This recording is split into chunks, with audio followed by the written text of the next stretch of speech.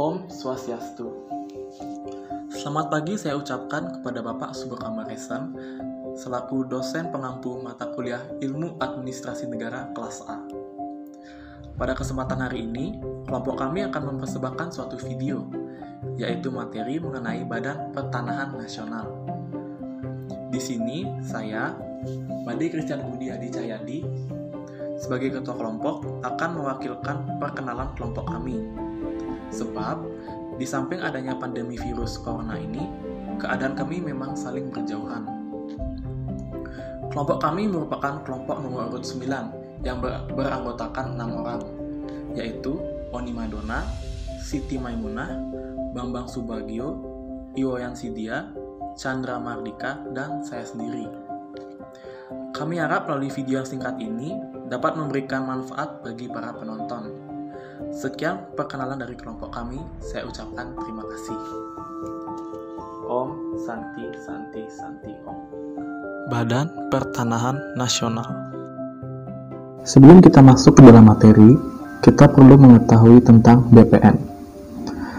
BPN atau Badan Pertanahan Nasional adalah lembaga pemerintah non-kementerian di Indonesia yang mempunyai tugas melaksanakan tugas pemerintahan di bidang pertanahan sesuai dengan ketentuan peraturan perundang-undangan.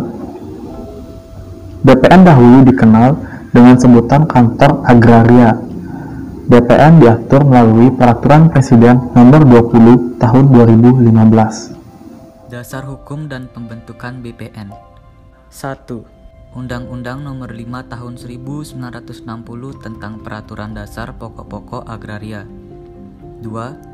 Peraturan Pemerintah Nomor 40 Tahun 1996 tentang hak guna usaha, hak guna bangunan, dan hak pakai atas tanah.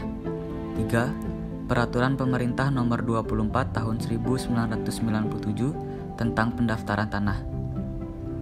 4. Peraturan Pemerintah Nomor 13 Tahun 2010 tentang tarif atas jenis penerimaan negara, bukan pajak yang berlaku pada Badan Pertanahan Nasional. 5. Peraturan Presiden Nomor 10 Tahun 2006 tentang Badan Pertanahan Nasional. 6. Peraturan Menteri Negara Agraria atau Kepala Badan Pertanahan Nasional Nomor 3 Tahun 1997 tentang ketentuan pelaksanaan peraturan pemerintah Nomor 24 Tahun 1997 tentang pendaftaran tanah. 7. Peraturan Menteri Negara Agraria atau Kepala Badan Pertanahan Nasional Nomor 3 Tahun 1999 tentang pelimpahan kewenangan pemberian dan pembatalan keputusan pemberian hak atas tanah negara. 8. Peraturan Menteri Negara Agraria atau Kepala Badan Pertanahan Nasional Nomor 9 Tahun 1999 tentang tata cara pemberian dan pembatalan hak atas tanah negara dan hak pengelolaan. 9. Peraturan Kepala Badan Pertanahan Nasional Republik Indonesia Nomor 3 Tahun 2006 tentang organisasi dan tata kerja Badan Pertanahan Nasional Republik Indonesia. 10. Peraturan Kepala Badan Pertanahan Nasional Republik Indonesia Nomor 4 Tahun 2006 tentang organisasi dan tata kerja kantor wilayah Badan Pertanahan Nasional Provinsi dan kantor pertanahan kabupaten atau kota. Kewenangan Badan Pertanahan Nasional atau disingkat dengan BPN. Kewenangan BPN diantaranya 1. BPN mempunyai kewenangan untuk menentukan luasnya tanah pemberian. Yang kedua, kewenangan BPN dalam pelaksanaan program transmigrasi, redistribusi tanah, konsolidasi tanah, dan juga pendaftaran tanah. Yang ketiga, kewenangan BPN dalam pemberian hak atas tanah negara, baik hak milik, hak guna usaha, hak guna bangunan, dan juga hak pakai. Yang keempat, penetapan tanah ulayat. 5. Izin membuka tanah. 6. Pemanfaatan dan penyelesaian masalah tanah kosong. 7. Penyelesaian masalah ganti kerugian dan santunan tanah untuk pembangunan. Ke-8. Penggandaan tanah untuk kepentingan umum. 9. izin lokasi, dan juga penetapan subjek dan objek retribusi tanah. Tugas pokok dan fungsi BPN. Tugas pokok Badan Pertanahan Nasional adalah membantu Presiden dalam mengelola dan mengembangkan administrasi pertanahan, baik berdasarkan Undang-Undang Pokok Agraria maupun peraturan perundang-undangan lain yang meliputi pengaturan, penggunaan, penguasaan dan pemilikan tanah, dan lain-lain yang berkaitan dengan masalah pertanahan berdasarkan kebijakan yang ditetapkan oleh Presiden. Dalam melaksanakan tugasnya, BPN menyelenggarakan beberapa fungsi. Yang pertama, penyusunan dan penetapan kebijakan di bidang pertanahan. Yang kedua, perumusan dan pelaksanaan kebijakan di bidang survei, pengukuran, dan pemetaan. Yang ketiga, perumusan dan pelaksanaan kebijakan di bidang penetapan hak tanah, pendaftaran tanah, dan pemberdayaan masyarakat. Keempat, perumusan dan pelaksanaan kebijakan di bidang pengaturan, penataan, dan pengendalian kebijakan pertanahan. Kelima, perumusan dan pelaksanaan kebijakan di bidang pegadaian tanah. Yang keenam, perumusan dan pelaksanaan kebijakan di bidang pengendalian dan penanganan sengketa dan perkara pertanahan. Yang ketujuh, pengawasan atas pelaksanaan tugas di lingkungan BPN. Kedelapan, pelaksanaan koordinasi tugas, pembinaan, dan pemberian dukungan administrasi kepada seluruh unit organisasi di lingkungan BPN. Pelaksanaan pengelolaan data, informasi, dan lahan pertanian pangan berkelanjutan dan berinformasi di bidang pertanahan. Yang ke-10, pelaksanaan penelitian dan pengembangan di bidang pertanahan. Dan yang terakhir, pelaksanaan pengembangan sumber daya manusia di bidang pertanahan. Prosedur-prosedur rutin yang dijalankan. Dalam menjalankan tugasnya, Badan Pertanahan Negara memiliki prosedur atau agenda rutin, yaitu 1. Membangun kepercayaan masyarakat pada Badan Pertanahan Nasional. Yang kedua, meningkatkan pelayanan dan pelaksanaan pendaftaran, serta sertifikasi tanah secara menyeluruh di seluruh Indonesia. Yang ketiga, memastikan penguatan hak-hak rakyat atas tanah atau land ownership. Yang keempat, menyelesaikan persoalan pertanahan di daerah-daerah korban bencana alam dan daerah-daerah konflik.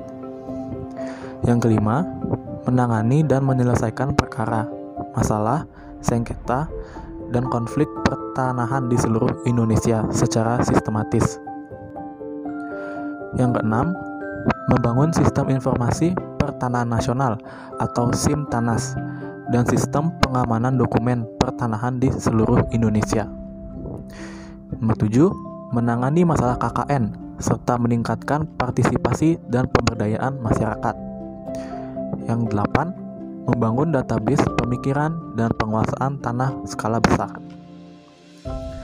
Yang ke-9, melaksanakan secara konsisten semua peraturan perundang-undangan pertanahan yang telah ditetapkan. Yang ke-10, menata kelembagaan Badan Pertanahan Nasional. Dan yang terakhir, mengembangkan dan memperbaharui politik, hukum, dan kebijakan pertanahan. Sifat organisasi yang khas. Secara umum, sifat organisasi yang khas memiliki 3 aspek, yaitu memiliki tujuan dan sasaran secara jelas, adanya komponen dalam organisasi, dan memiliki struktur yang sistematis. Berikut adalah sifat organisasi Badan Pertanahan Nasional atau disingkat dengan BPN. Yang pertama, memiliki tujuan. Kementerian Agraria dan Tata Ruang atau Badan Pertanahan Nasional memiliki tujuan utama, yaitu memastikan bumi, air, dan kekayaan alam yang terkandung di dalamnya dikuasai oleh negara dan dipergunakan untuk sebesar-besarnya kemakmuran rakyat.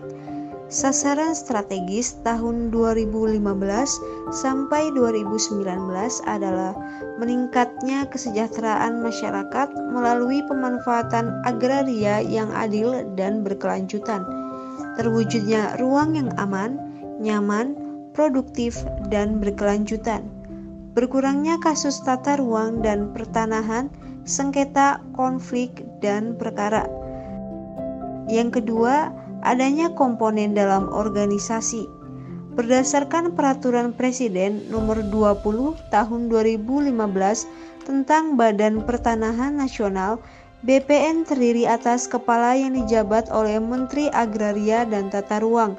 Susunan unit organisasi eselon 1 menggunakan susunan organisasi eselon 1 pada Kementerian Agraria dan Tata Ruang yang tugas dan fungsinya bersesuaian. Yang ketiga, memiliki struktur yang sistematis. Peraturan Menteri Agraria dan Tata Ruang atau Kepala Badan Pertanahan Nasional Nomor 11 Tahun 2015 tentang pedoman pelaksanaan kegiatan Kementerian Agraria dan Tata Ruang atau Badan Pertanahan Nasional yang merupakan kewenangan pemerintah dan dilaksanakan melalui dekonsentrasi. Nah, bagaimana? Sudah menonton videonya kan? Seperti inilah kami memanfaatkan situasi pada masa pandemi ini. Semoga hasil karya kelompok kami bisa membawa dampak dan manfaat bagi kawan-kawan sekalian. Akhir kata, saya mohon maaf apabila terdapat banyak kekurangan pada video kami. Kami harap kawan-kawan semua dapat memberikan kritik dan saran yang membangun agar kami bisa memperbaiki diri dan menampilkan hasil yang lebih maksimal untuk kedepannya. Saya ucapkan terima kasih.